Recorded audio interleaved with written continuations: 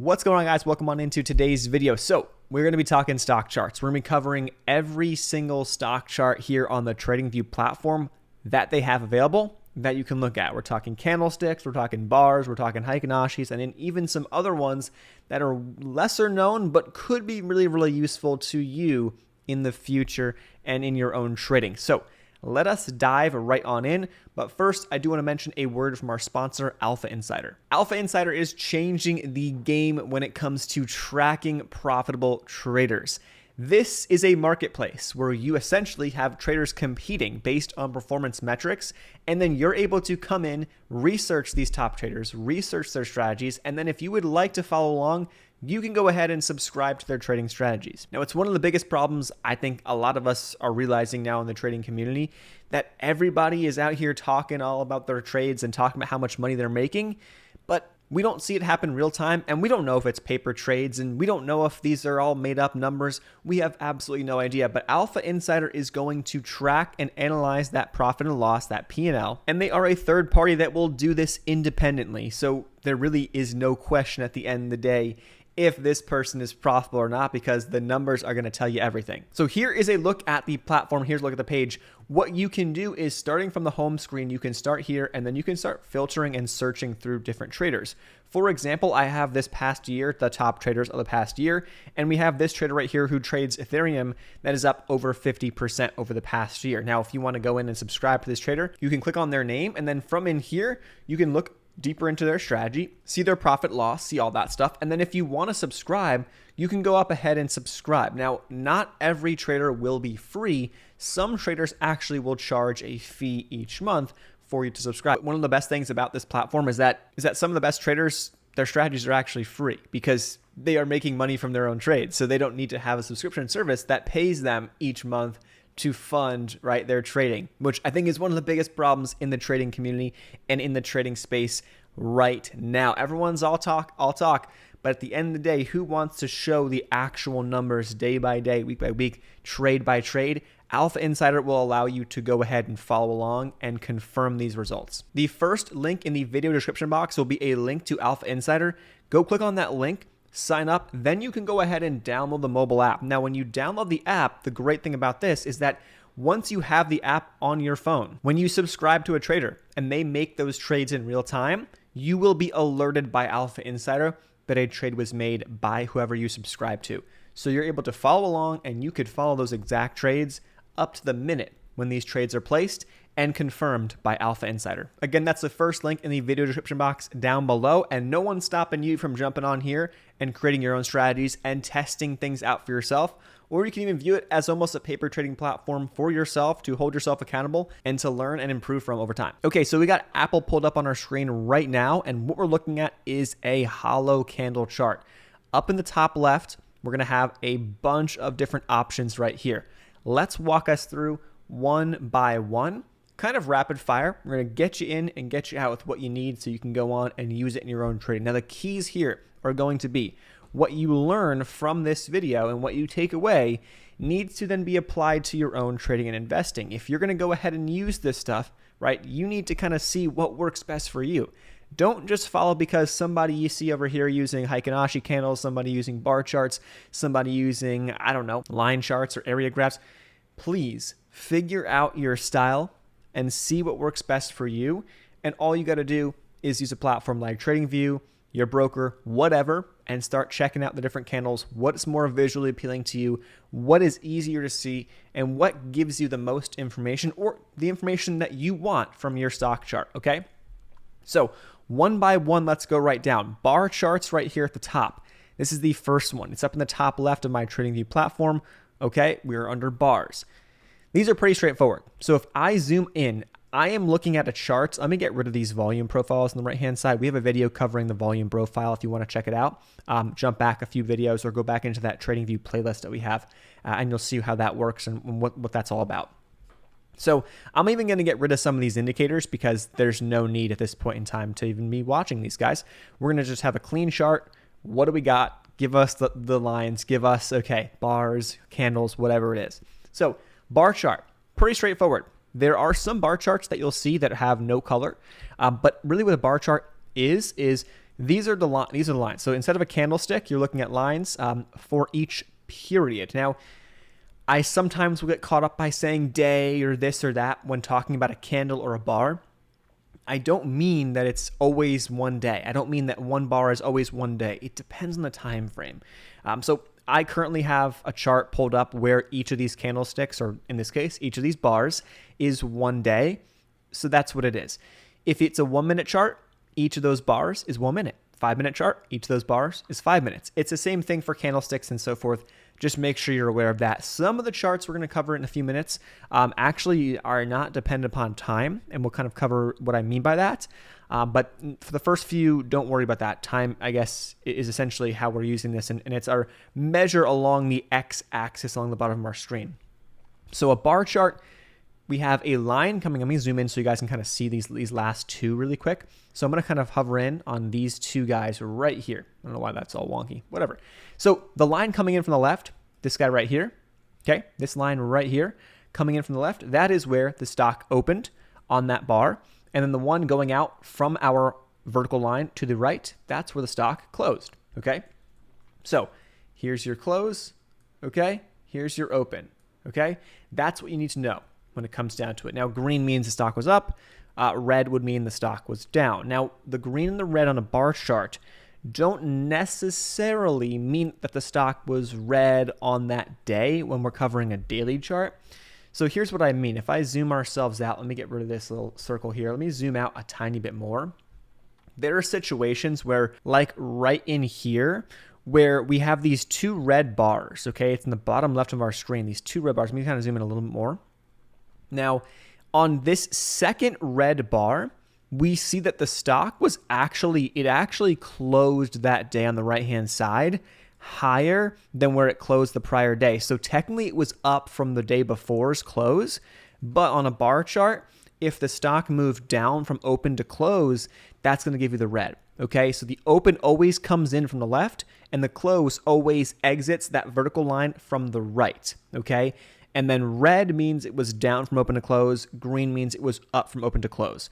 Okay, that's all you need to know when it comes to a bar chart. Okay, certain candlesticks like hollow candles versus regular candles could be different, and that gives us a better picture, I believe, at least when it comes down to candlesticks. So we'll cover that in just 1 second, why you would use hollow candles versus like a regular candlestick.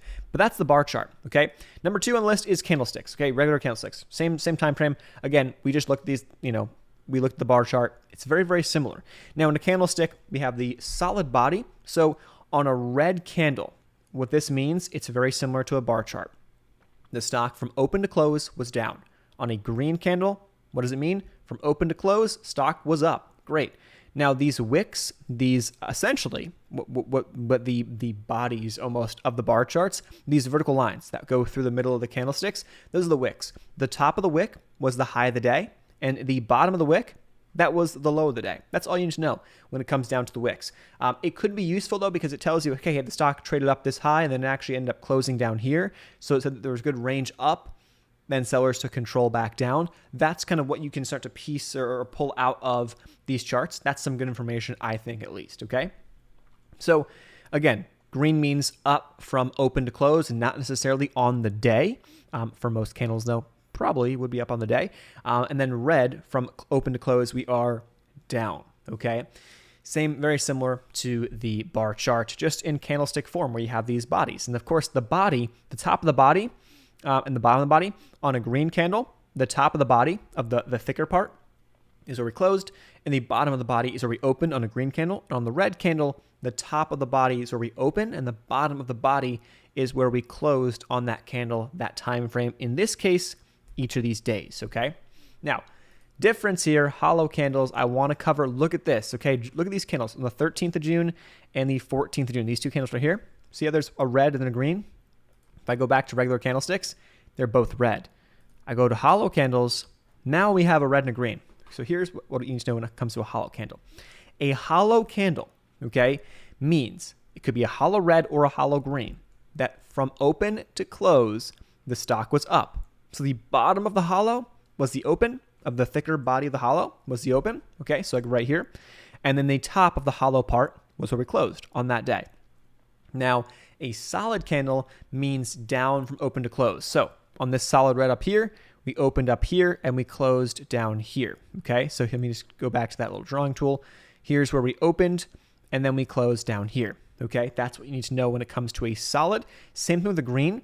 Now we were up on that candle relative to the past, but we were actually down inside of that time frame. So hollow or a solid green, we open at the top of the solid, close at the bottom of the solid. Okay, that is what a solid candle is. Same thing on a red. Okay, solid means open at the top of the body, close at the bottom of the body. Wicks, same thing. Top of the wick, high of the day, bottom of the wick, low of the day. Okay, and again, here's the top of the wick right here, and then here would be the kind of bottom of the wick right here. No, sorry, the chart's all messed up because I'm super zoomed in. That is what you need to know when it comes down to hollow candles. So why is this candle green versus in the past two charts, this candle was red on the 14th? Well, it's because it's up from the prior close. So the prior day we closed right here. This day, even though we were down from open to close on this specific candle, we still closed here, which was higher than the prior close. So the way that you can utilize hollow candles is that on a chart like a daily chart where you can have overnight gaps, moves in the after hours and pre-market hours that can move stocks overnight, right? Well, we can see that, okay, while the stock gapped up, it ended up coming back on that day. While the stock gapped down, it ended up coming back on that day. For example, this day right here, where you have this hollow red. So the prior day, the stock finishes up here, and then the next day it actually opens up way lower, but then it actually comes up a little bit and closes still red, but it came up on that day. So that's what you can kind of take away and decipher from these hollow candlesticks. I like looking at them, especially on daily charts, on weekly charts, on bigger time frames. In terms of like short-term 5-minute charts, doesn't really matter, right? You're not going to have many gap up situations, right? So regular candlesticks or bar charts will do just fine. Okay, moving through columns. Okay, here's columns. What you're going to get from columns is, honestly, to me, it's not very helpful, but you're essentially going to get where the stocks close. So if I jump back to those hollow candles, okay, look at this. So look at these charts. Now, again, we talked about, right, solid candles, we close at the bottom, and the hollows, we close at the top of the body. Now, all you're going to take is those closing prices, and then you're going to jump in and put them into kind of a column form. So you can watch the charts like this if you want to. Maybe you don't, maybe you do. It's up to you. That's what you're going to get out of looking at some of these guys. I mean, for me, it's probably not the most helpful. And then at the top of our screen right here, see how it's like changing, the numbers are changing? It'll tell you more information about that given day, where the stock closed, and that's all you're going to get. Okay, you're just going to get where the closing price was percentage-wise, how much was it up or down. I don't find these very useful. Maybe you do. Maybe you do. Next is a line. You're probably going to see this, a lot, CNBC, Yahoo Finance, all those places. It's just going to track the stock with a line instead of having the open, the close. You're not going to be able to pull out all that information out of a given stock, and that's really what it is. So you're tracking the price points over time with a line. This for most people, this is enough to get trends and see, price points and see are we trending up or down. It's enough for an investor. For a trader, you can probably decipher, and you're probably going to want to pull more information out of a chart, out of a stock. So maybe that's more useful. Okay. Area chart, all it does is essentially it just fills in the area underneath. It's very similar to a line in this situation. Below that, here comes a baseline. This is where it gets more interesting. A baseline chart is this guy. So you can change the baseline. So if I'm on TradingView, I can actually go in and I can change this mid baseline. But what it establishes here is that if I'm looking at a time frame, it establishes where the middle or the middle of the range the stock has been, the base, right? Kind of like that baseline. So if you think about it, where's the mean almost in a sense? If the mean of this time frame is like right across this point, okay, like right now we're actually trading above the mean. And, a few months ago, we're actually trading well below the mean, right? So you can kind of decipher like, okay, could we see a return to mean here? Obviously stocks can go way higher, way lower. And with different, macro, even micro environments, I'm not a huge fan of this. It could be useful from, let's say, more of a big picture approach. But from a short-term approach, I don't really think that it's a great chart to utilize personally. I'm not a huge fan, but essentially you can go in and you can even edit these lines. Again, like I said before, if I was to go in here to this little middle guy, see this little baseline mover, I click on this little guy and I can hover and bring it up and down, and I can adjust my baseline if I wanted to change that. There's also a setting feature in the top right, and I can go in here and from here have my base level set at 46. 50% is going to be right in the middle of the chart we're looking at. I can go in and I can adjust it to a 25, 75, and maybe that's useful to you so you can kind of decipher certain levels based on your own analysis. That could be helpful. Here's a high-low chart. So all you're going to get out of this, no colors, you're just going to get the high and the low. So the top of the candle is the high, the bottom of the candle is the low. Straightforward, that's all it is. If I zoom in, you actually will notice, if I zoom in a lot here, look at this, we're actually going to see the price points essentially like drawn right out. So we can see the exact dollar levels of these high and lows as we zoom in. Could be useful if you don't like the noise of the colors. So maybe that's something you want to look at, but that is a high-low for you right there. Below that, we start getting into the good stuff. Heikin-Ashi. Heikin-Ashi comes from the term average bar, I believe in Japanese, and it's a candlestick pattern that essentially will do its best to cut out some of the noise and to give you a better picture of trends. So you can kind of see more fluid movements, green, fluid red. There obviously is some chop in here, but you kind of get a better picture of that average price action that we're seeing. Now, Heikin-Ashi candlesticks, I think, are very, very useful in determining trends, following trends. Now, what you like to look for in Heikin-Ashi is after a substantial or a sustained move up or down, let's say sustained green or sustained red. In this case, we can kind of zoom into this period right in here. What you like to look for is what we call a doji, or more indecision. So in this case, what we like to look at is to see if these candlesticks start to show us a trend change, and we start to see that. Obviously, you can have a situation where the actual candlesticks, fake you out. They reverse one day and then they're back up and then we go higher. That's obviously, the case. It could be the case. Anything. These are just, ways to look at charts. These are essentially an added factor to add to your indicator, kind of tool belt in a sense. It's not end all be all. And of course, anything can happen, but we like to look for indecision. We call these dojis, where you have a body that is kind of in between a higher and a lower wick that are, somewhat close in value in terms of the size. So let's say the higher end of the wick goes up like $2, lower end of the wick goes down like $2, extending out from the middle solid part of the body of the candlestick. That's what we can utilize and start to see, okay, we have a trend shift here. Here comes the doji. Let's look to play the reversal side here and play the opposite side versus these highs. And that's really kind of how it plays out, and that's how it goes. So that's what I like to use it for. Again, this could be utilized across, many different time frames. I would say it's a great momentum-based candlestick. I know a lot of traders who trade small caps, momentum stocks, and they trade strictly with Heikin-Ashis. That is it. So you're not going to be able to pull out, let's just say, the high, the open, the close. You can pull the high and the low, but you're not going to be able to pull out essentially all the same levels to the exact price point that you could pull out from regular candlesticks, the open and the close, because they are actually averaging the price action. They're actually averaging the trading action we're seeing on that candlestick into that candle, which is really, really useful to some people, and I think on momentum traders especially. Next is Renko Chart. So take a look at this, Renko. This is a chart that is essentially going to remove the time factor, okay? They don't care about the time factor here in these charts. And that's what I think is really cool about it. This focuses pretty much only on the price action, filters out a lot of the noise. So this is going back pretty far on this chart that we're looking at right now. But you'll notice the past couple of months, actually, well, I'm just circling those past couple of months, are shown right here. And we're actually seeing a pretty strong period of time right now. But the time doesn't matter. The indication to buy, sell, all that stuff comes on a reversal of trend and a reversal in color of these charts. So you'll notice here on Apple, as we're zooming out, you're noticing that we have a very strong trend developing and continuing actually right now as we speak.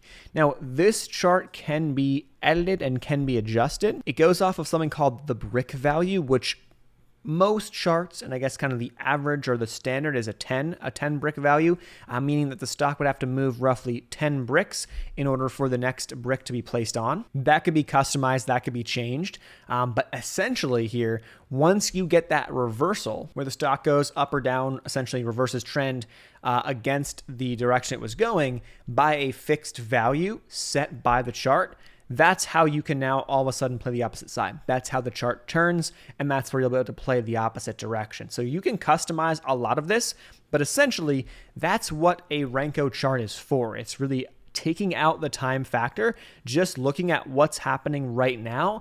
And then if we get moves of the size that you've set in your direction or in a up or down direction, it will then draw in those bricks, almost kind of like candles, but they call them bricks here for a Renko chart. Next is going to be this chart right here, which is a line break chart. Okay.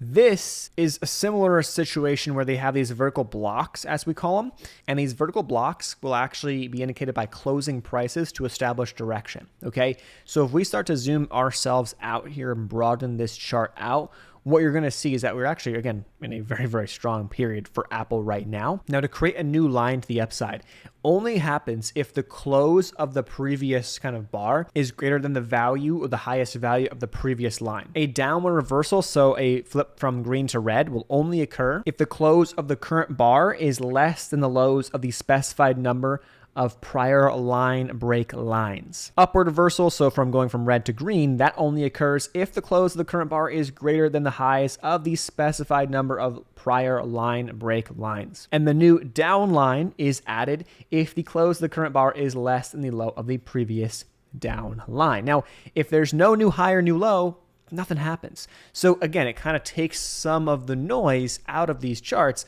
that you're going to look at. Like, so when you're looking at a candlestick chart on Apple, here's the candlestick chart. If I jump back over to candles, a lot of stuff going on. You know, you jump back on, back over here to a line break chart, and yeah, maybe it's not very nice to look at from someone who's never seen this chart before, but it actually kind of simplifies things, and there's a lot less noise, at least when you zoom in and dial it in. There's a lot less noise. This kind of breaks it up and says, hey, here's what's happening. Here are the trends.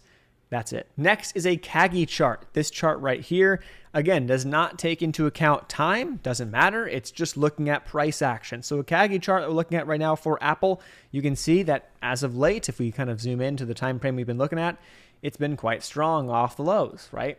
Pushing the upside right now on this Kagi chart. As the stock rises or falls, a vertical line is created, and then that line will continue to extend up or to the downside depending upon the direction. The stock's close was lower or higher than the previous bottom or top of that line. Now, traditionally, I think 4% is the reversal amount or the percentage. So when you see a 4% reversal from low going in the other direction or from high going in the other direction, that's where you're going to start to see these lines start to change. And that's where you'll go from a straight line down to now a hook almost being developed either to the upside or to the downside. And as we speak right now, we are currently developing that straight line, but a hook would essentially have just been, okay, the stock was coming down and now boom, hooked back to the upside. And that was what that hook is, that bottom part that we're looking at right there, where you have that horizontal and then a beginning of a vertical in the other direction once the 4% reversal amount was met. Two charts left. The point and figure chart is right here. Honestly, it's kind of similar to what we've already talked about. An X is created when the stock price moves higher by a set amount, and an O is created when the stock price drops by a set amount. They stack on top, the same X or the same O, they stack on top until we have a reversal from the prior direction. And again, here it has to do so, it has to reverse by more than the reversal amount, which you can set and edit on your charts. Scrolling down, there is a range chart. So if we take a look at this chart, if I zoom out and we can kind of see what I'm talking about here. Now, these range charts down here, again, are not dictated by the time frame. It's essentially dictated by price action and not time. It's very similar. The bars, the individual bars are just like the bars we talked about at the beginning.